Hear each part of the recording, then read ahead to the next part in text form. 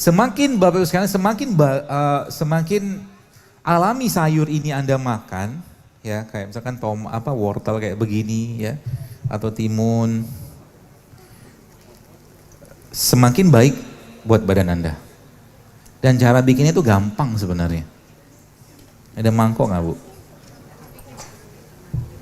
Coba kita belajar memasak ini.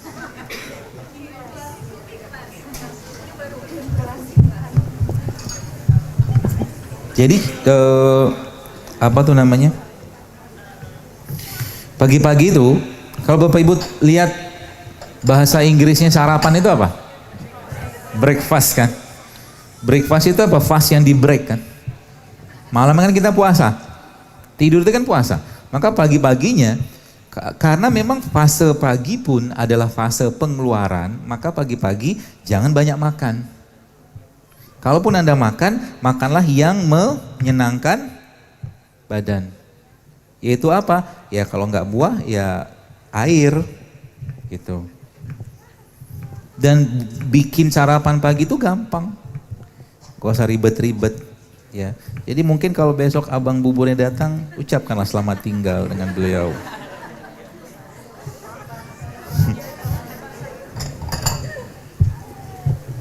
Ada madunya.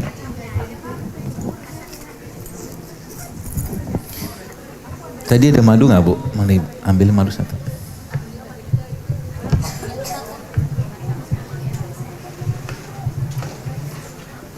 Ini contoh ya. Contoh bikin sarapan.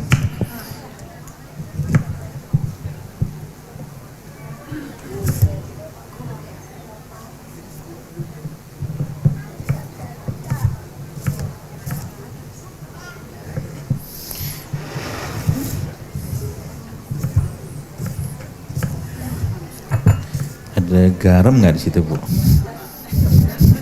Saya sengaja biar bolak-balik biar ibunya agak banyak kebakar kalorinya gitu.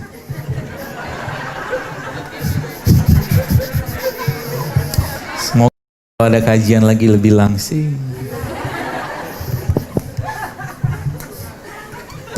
Itu harus diituin Bu, harus diapain? Harus diniatkan. Bener, saya berapa kali ngisi kayak kemarin kapan hari itu ada suatu di bank di Jakarta gitu, Masya Allah saya senang banget Bapak itu bisa sampai 20 kilo loh turun berat badannya. Dan sekarang, ini garam apa? Garam dapur. Bukan, saya butuhnya Himalaya. Di mobil saya sih ada tadi.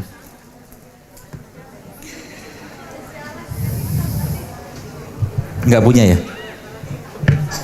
Di tengah deh Bu, maaf, di tengah mobil ada.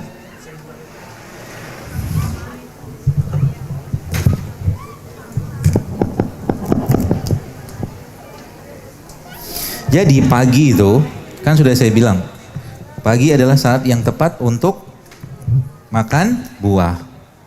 Kenapa? Karena pagi adalah fase pengeluaran. Tubuh kita lagi bersih-bersih kan, lagi ke belakang. Nah maka Bapak sekalian pagi-pagi jangan terlalu banyak makan, terutama makanan yang memberatkan badan. Seperti apa? Tepung, gula, minyak. Anda konsisten saja istiqomah melakukan seperti ini 7 hari aja, efeknya banyak sekali. Efeknya akan sangat banyak. Itunya lupa lagi. Sendok.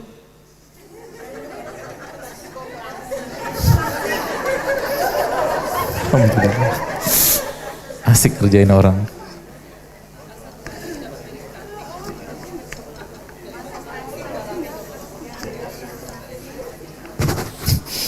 Kata kuncinya apa? Kalau mau sehat perutnya, maka kasih dia asupan yang terbaik. Asupan terbaik perut kita adalah semua jenis asam amino, prebiotik, probiotik, antioksidan. Ini alhamdulillah. Ada kurma Bu. Udah mulai keringetan dia. Saya tidak menyarankan garam dapur, sebab garam dapur itu sudah diapain? Sudah direfinasi. Udah di bleaching, hilang banyak mineralnya. Kalau Anda pengen cari sea salt itu garam laut yang masih utuh. Ya, atau kalau enggak garam Himalaya. Ya. Kalau garam yang sudah putih-putih banget itu yang di dapur kita pakai itu jangan dipakai. Ya.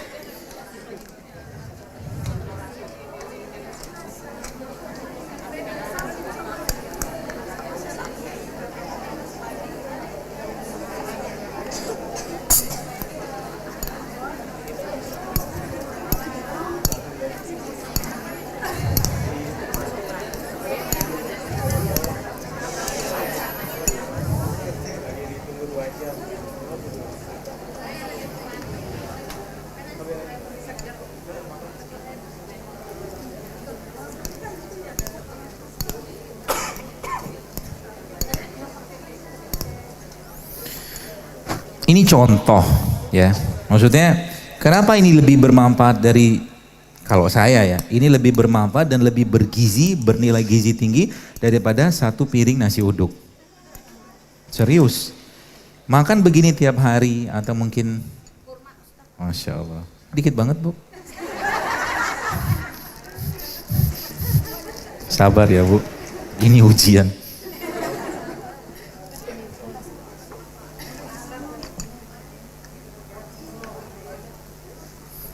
Nanti saya kasih beberapa tips-tips sarapan paginya di luar ini sih ya. Insya Allah tetap enak dan Bapak Ibu, jadi sehat itu tetap enak kok, nggak menyiksa. Jadi kalau saya memang nggak suka makan pari. Kenapa ya, nyusahin diri, pahit. Ngapain? Cari kurma aja yang manis. Kecuali memang Anda butuh pari, memang ada penyakit tertentu yang memang butuh pari, oke lah. Tapi kalau enggak ngapain juga. Jadi tubuh kita, kata kuncinya dia butuh prebiotik, dia butuh probiotik, dia butuh asam amino, dia butuh enzim, dia butuh mineral. Dan itu tidak akan bisa Anda dapatkan dari produk makanan yang dikemas atau dikasih bahan-bahan sintetik atau produk yang dipanaskan berulang. Tidak bisa. Semakin fresh produk tersebut semakin baik dan semakin senang perut Anda. Dan kenapa kok kayaknya saya ngoyo-ngoyo banget urusan makanan? Karena 80% imunitas kita yang bikin ini. Kalau Anda memperbaiki pola makan seperti ini Bapak-Ibu sekalian, itu imbasnya apa? Lama kelamaan, lambat laun penyakit akan hilang dengan sendirinya. Jadi kalau saya emang nggak ngobatin penyakitnya, ngobatin isi atau perbaiki isi piring. Itu kata kuncinya.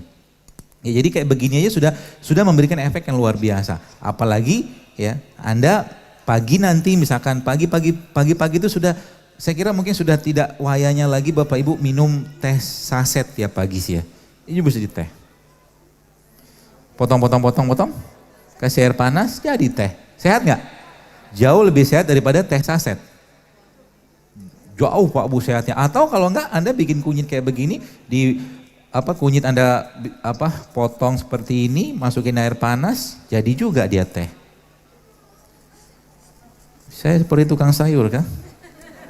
Enggak lah ya. Kunyit. Anti kanker ada, anti jamur ada, anti nyeri ada, anti pembekuan darah juga punya dia kalau nggak salah. Banyak sekali kandungan di kunyit Pak Bu. Kalau Anda baca penelitian tentang kunyit ini, sayang banget Indonesia ini kita kurang sekali konsumsi kunyitnya. Ya, padahal satu kunyit ini bisa menyelamatkan banyak orang. Tadi kemarin saya sempat terima DM seorang ibu-ibu. Ibu itu kena hidrosalping namanya. Hidrosalping itu salah satu penyakit di kandungan. Nanti silakan googling apa itu. Dan itu dokternya bilang harus dioperasi, di laparostomi apa laparoskopi gitu lah. Dan memang di dunia medis seperti itu penanganannya. Akhirnya saya suruh beliau pakai serai, pakai lengkuas, pakai jahe segala macam gitu, beberapa yang saya sarankan. Itu ternyata itu sekitar 3 bulan yang lalu, sebulan atau 2 bulan lalu gitu kan. Ternyata dia ngabarin lagi sudah hamil coba. Luar biasa. Ini saya bilang kebaikan yang ada pada produk ciptaan Allah ini luar biasa Pak Bu. Ini spare part kita tuh di sini gitu loh. Ya. Jadi kalau Anda tanya sama saya, kunyit itu aman atau enggak? Jelas aman, Allah yang menciptakan. Ya kan? Gak ada adakah orang Indonesia yang keracunan makan kunyit? Gak ada. Tapi keracunan obat? Banyak. Gitu loh maksud saya. Jadi jangan pernah meragukan mereka ini. Ya, karena spare partnya kita di sini. Kalau kita bicara manusia, Allah sampai dalam surat Al-Mu'minun Allah katakan bahwa manusia itu diciptakan Allah dari tanah. Maka mineralnya tubuh kita itu ada di mereka ini. di rimpang, di sayur, di buah segala macam. Kita tuh beruntung sekali hidup di Indonesia. Jadi kalau kemarin terakhir ada anak-anak masuk nemukan apa tuh kayu apa yang di Kalimantan itu banyak kayak begitu. Saya sih nggak heran, banyak banget, ya kaya banget. Apalagi negeri ini, Bapak Ibu sekalian, kalau Anda mau tanam herbal, ini ada ilmunya sebenarnya. Herbal itu paling baik kalau Anda tanam di mana? Di kaki gunung yang Merapi atau meletus. Karena rasa kunyit yang Anda tanam di Gunung Kelut sama di Bekasi beda. Beda, karena hara di sana lebih banyak. Paham maksudnya? Jadi kalau pengen nanam sesuatu itu memang tanam tempat yang memang di situ tidak terkontaminasi dengan berbagai macam polutan-polutan seperti dari air, dari udara segala macam. Ubinya di gunung di Gunung Merapi itu ubi jalar gitu kan sama ubi di daerah Tangerang beda rasanya. Itu memang sunatullahnya kayak begitu. Kenapa? Hara di sana lebih banyak. Hara di sana lebih banyak. Maka biasanya kalau yang sudah mengikuti kajian-kajian saya seperti ini, mereka berpikirnya kalau gitu minta sama Allah sekalian punya rumah yang halamannya luas. Iya kan? Kenapa sekarang? Kenapa saya katakan halaman luas? Karena sekarang beras kita sudah diracunin. Pestisida itu penyebab paling sering mandul. Pestisida itu penyebab paling sering orang kena kanker. Itu ada di beras kita zaman sekarang. Gitu loh. Jadi kalau Anda di sini punya restoran, saya pesan moral kepada Anda. Pikirkan baik-baik kira-kira makanan yang Anda buat di restoran tadi menyebabkan masalah kesehatan ke orang atau bikin sehat. Kalau menyebabkan masalah kesehatan ke orang, zolim kita bikin makanan. Zolim lah. Apalagi sudah tahu ilmunya kayak begini. Betul? Saya kemarin cerita kayak begini, subhanallah seorang ikhwan dia cerita, dia WhatsApp DM lah ke saya, dia cerita, dokter setelah saya dengar kajian dokter saya jadi pengen ngerubah nih bisnis. Sekarang bisnis apa? Jualan kue. Kue ketepung kan? Apa isinya lagi? Gula. Dan sebenarnya kalau kita ketemu masalah pasti ada solusi Pak Bu. Tenang aja. Saya kemarin, saya suka pempek, tapi sekarang kalau pempek yang ada nggak kebagian besar pakai tepung, saya nggak makan. Akhirnya ada satu kajian di daerah Jatinegara, kalau ada ibu-ibu mengirimnya saya pempek non gluten, non tepung, tetap enak. Saya makan, dokter makan bakwan tidak, kalau bakwan pinggir jalan saya nggak makan. Ya, tapi kemarin sempat di Bandung di sebuah restoran saya dikasih, restoran itu memang healthy restoran, dia kasih saya bakwan dan bakwannya bukan dari tepung, tepungnya non gluten. Dan sayurnya organik dan tidak digoreng tapi dipanggang. Gak pakai minyak. Keren kan? Jadi muncul peluang baru gitu loh. Kemarin waktu ngisi di Bandung di Al-Latif itu, ada yang mau nyobain Pak? Mau? Kok ragu-ragu gitu? Enak loh ini. Coba dibagi-bagi aja. Pakai apa? Ini bagi dua ya sama ibu-ibu.